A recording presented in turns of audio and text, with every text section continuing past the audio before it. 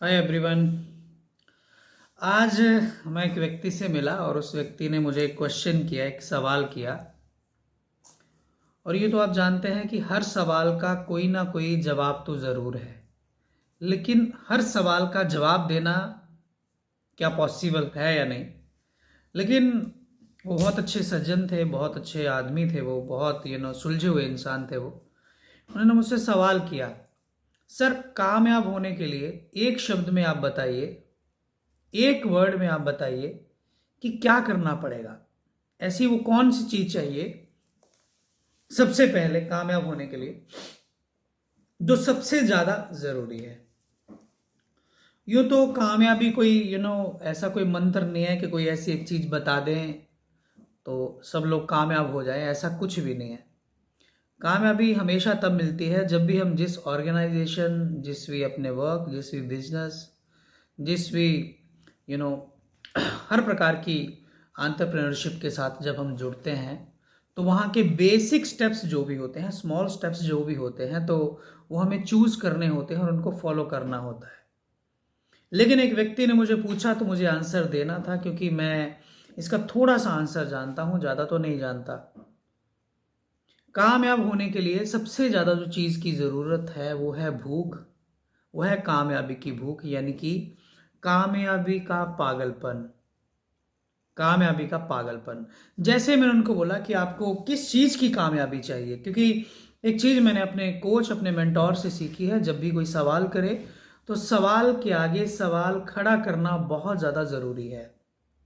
He told me कि कामयाबी के लिए किस चीज की जरूरत है, तो मैंने आगे सवाल खड़ा कर दिया, आप कामयाबी किस चीज को मानते हैं।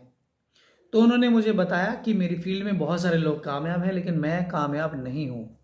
तो मुझे समझ में आ गया कि ये व्यक्ति इस चीज की बात कर रहा है। फिर मैंने आगे सवाल खड़ा कर दिया, आप उसी फील्ड में कामयाब क्यों नहीं है अगर बहुत सारे लोग कामयाब हैं। बोलते सर यही चीज तो मैं आपसे जानना चाह रहा हूं। तो कामयाब होने के लिए जो सबसे पहला, जो मुझे लगा कि सबसे ज्यादा चीज की जरूरत है, वो है पागलपन की।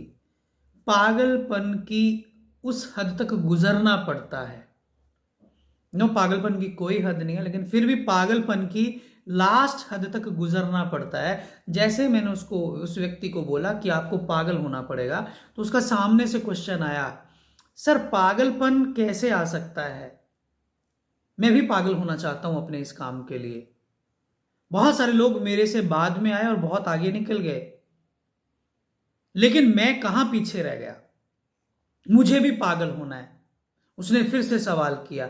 मैंने उसे सिंपल सा सवाल किया कि आपको पागल क्यों होना है। तो देन ही टोल्ड मी, मुझे पागल इसलिए होना है क्योंकि मेरी फील्ड में मुझसे लेट आए व्यक्ति, मुझसे 3-3 साल के बाद आए हुए लोग मुझसे ज्यादा पैसा, मुझसे ज्यादा नेम एंड फेम कमा रहे हैं।